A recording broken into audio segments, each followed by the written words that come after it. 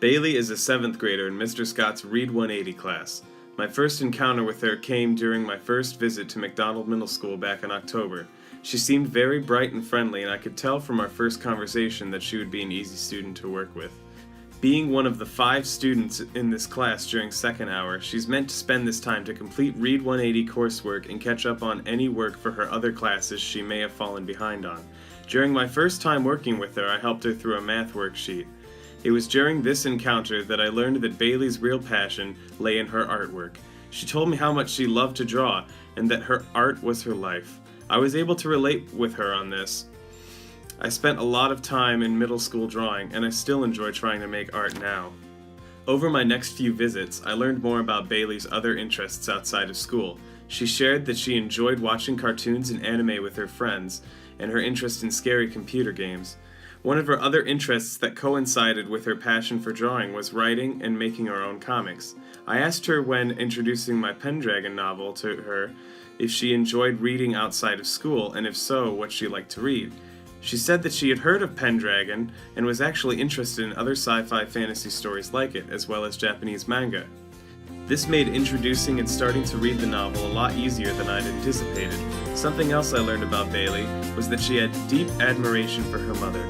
She shared with me one of her assignments for her English class, where she had to write about a person she admired. Her paper was a nice short story about a simple memory of going inside after shoveling snow with her mother.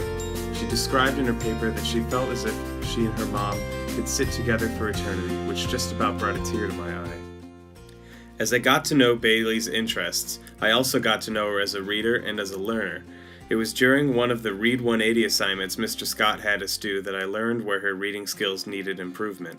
The assignment was to have the students read as much of a page of text as they could within 1 minute, trying to get at least as far as their partners, in this case me, did. I noticed while she was reading that her pace was considerably slow. She also seemed to skip over some words or even replace some words in the passage with similar words. Her sense of where sentences started and stopped was also a bit off. I think what was going on was that she was trying to read as fast as she could, to try to get through as much of the text as she could, and in doing so, she would miss certain words and punctuation. Bailey was focusing more on reading quickly, rather than reading fluently and comprehending the text. This struggle, I think, comes from the assignment itself, where students are assessed on their reading speed rather than on their reading comprehension. I wondered if the nature of the 1-minute reading assignment was what was causing Bailey to make mistakes while reading. While reading Pendragon with her, however, she read at the same rather slow pace, still missing words and punctuation. I thought back to the modified cognitive model. The areas Bailey seemed to struggle with were in fluency in context and knowledge of text and sentence structures. Her struggle with reading wasn't a matter of comprehension, but a matter of fluency. Maybe this was just a problem she had with reading text aloud. After all, she had mentioned before that she enjoyed reading certain kinds of books in her free time. I began to notice that one of her strategies for keeping her eyes on the right line of text was to have a piece of paper covering up all the lower lines so her eyes would stay on the line she was reading. Maybe her difficulty had to do with wandering eyes. After a few more visits with Bailey, I started to notice that she had very little interest in doing her schoolwork. She would try to finish her assignments as quickly as possible so that she could continue her drawings. I would ask her if she was struggling with anything in particular in any of her classes, to which she would reply with a simple, "Nope."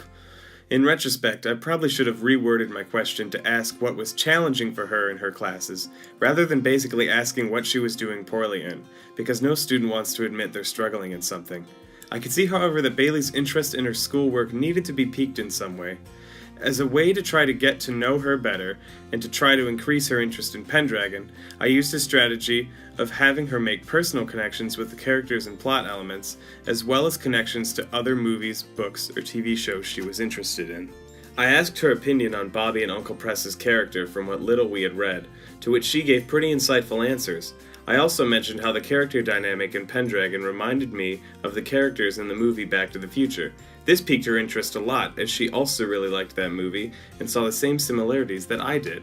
This strategy proved to be a success in getting her to want to continue with the young adult novel, but with her assignments, Bailey still seemed very disinterested. I started to ponder what kind of activity I could have her do to get her to pay more attention to her work. The answer appeared right in front of me as she was working on one of her drawings. Bailey loved drawing, so maybe the best way to get her interested in the material she was reading for class was to incorporate drawing into them. The students in the Read 180 class had been reading an abridged version of Flowers for Algernon for their respective English classes. I had no idea what had occurred in the story so far, so I had the brilliant idea to have Bailey draw out in a few different pictures or so what had happened in the book so far.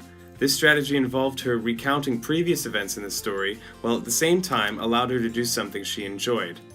Her drawings depicted the main character of the story, Charlie, throughout different parts of the book. I asked questions like, "Why does he look frustrated here?" or "What does this mean?" to which she would explain in a bit more detail what the events were and how the main character felt about them. This activity definitely made Bailey more interested in Flowers for Algernon, and even helped her to remember the previous portions of the stories so she would be more prepared for a quiz over the material. I told her she could use this activity for any other text her class ended up reading. She responded saying, "Oh, I definitely will." I think what will benefit Bailey's reading improvement from here out is practicing reading more texts aloud, as most of her struggles from the act of reading came from her lack of reading fluency. Practicing reading aloud and hearing others do so too can help her to become more comfortable with the action and also help her to hear how sentences should flow. What worries me still is her lack of interest in completing her schoolwork thoroughly and thoughtfully. The drawing activity worked for getting her interested in Flowers for Algernon, but that strategy can only be used so much in a certain setting.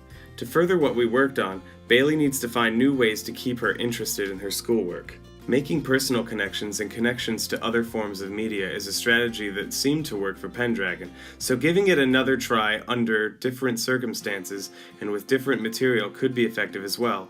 Whatever strategy she ends up using, I have a lot of faith in Bailey as a learner. She's proven to me multiple times that she is bright, creative, and has her very best interests at heart.